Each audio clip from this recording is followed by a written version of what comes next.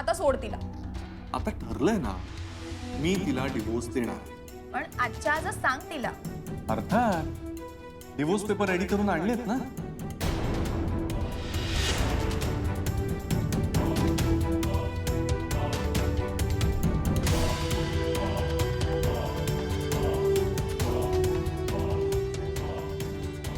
आजच्या आज तिच्या तोंडावर मारणार ते. तर मला एक कळत नाही की तिला मी सांगू कसं की माझं तिच्यावर नाही, तुझ्यावर.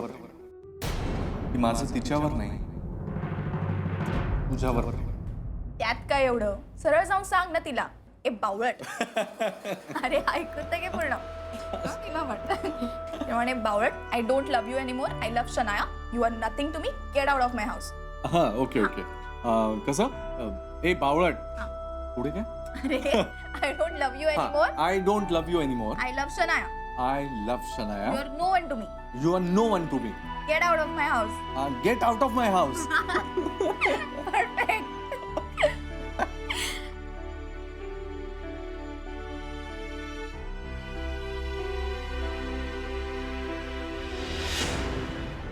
आणि गॅरी, ती घराबाहेर गेल्यावर मग घरात तू आणि मीच ना.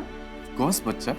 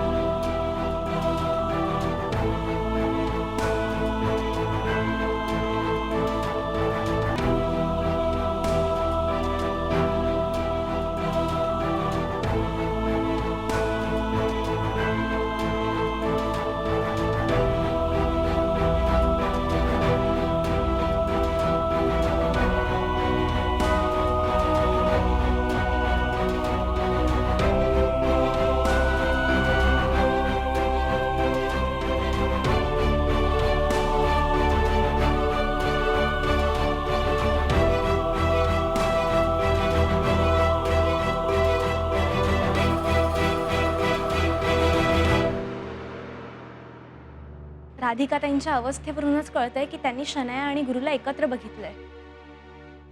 किती भयंकर धक्का बसलाय त्यांना. आपण जाऊन त्यांना सांभाळायला हवं. आणि का नाही धक्का बसणार? आफ्टर ऑल त्यांच्या मॅरेजचा प्रश्न आहे. I think she is right. Revati, मला असं वाटतंय की आपण त्यांना असं एकटीला सोडायला नको. आपण जाऊया का त्यांच्या बरोबर? हवं तर थांबू त्यांच्या सोबत. मला भीती वाटतेय थोडी.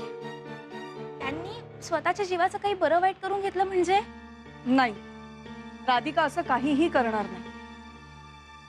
मी ओळखते तिला.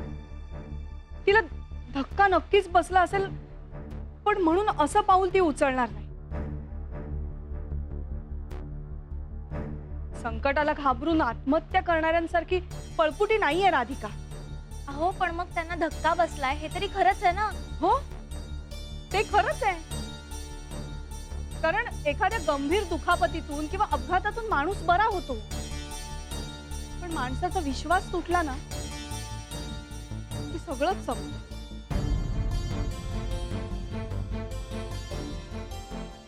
आणि ह्या शॉक मधून बाहेर पडण्याचा मार्ग तिने शोधायला हवा. But Revati, she is right. म्हणजे I agree with Bhakti. We should help her. We should do something about it.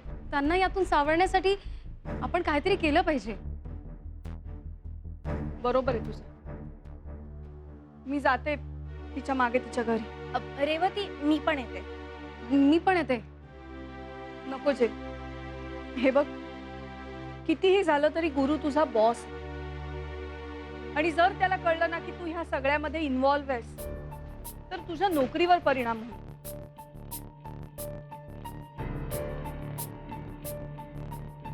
बरोबर म्हणतायत रेवती. गुरुनाथ फार स्वार्थी आहे.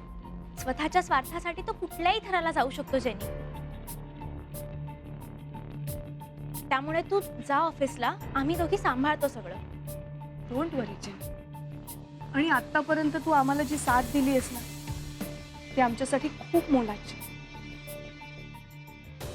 तू ऑफिसला जा. Okay, but you please keep informing me about everything. हवं तर आफ्टर ऑफिस आवर्स मी तुमच्याकडे येते, ठीक आहे? हो चालेल. हां, मी करेन फोन तुला. ओके, ठीक आहे.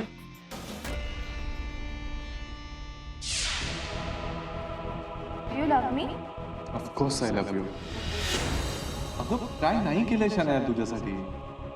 तुझ्यासाठी म्हणून माझ्या बायको आणि मुलाकडे कायम दुर्लक्ष. तुझी ऑफिसची कॉन्फरन्स दिल्लीला आहे असं सांगून रात्रभर तुझ्याकडे यायचो. तुझी बायको ना खरंच बावडते, तिला काहीही पटतं. त्या दिवशी तुला आठवतंय का मी तुझ्या घरी आले होते तब्येत खराब आहे सांगून? तिला साधा डाऊट पण नाही आला यार.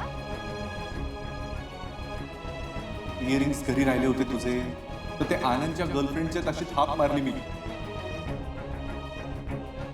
म्हणून गॅरी बस झाला आता सोड तिला. अर्थात डिवोर्स पेपर रेडी करून आणलेत ना.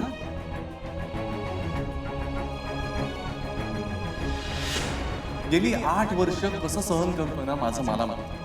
ते नष्टर आहे ती नष्टर माझ्यासाठी.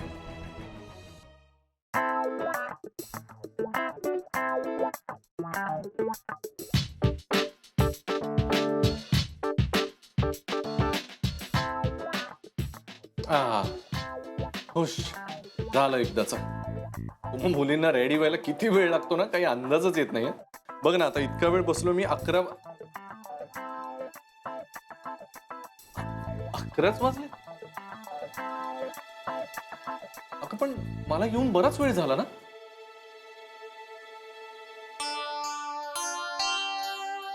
दोन वाजलेत. माझ्या लक्षातच नाही आलं. चल बेबी, मला जायला हवं. ए नको जाऊ ना. 2 तर काय नेहमीच वाजतात रे. आणि तसंही आज तू घरी गेल्यावर तिच्या चेहऱ्यावर 12 वाजणारच आहेत ना. नाही, आय एम नॉट जोकिंग.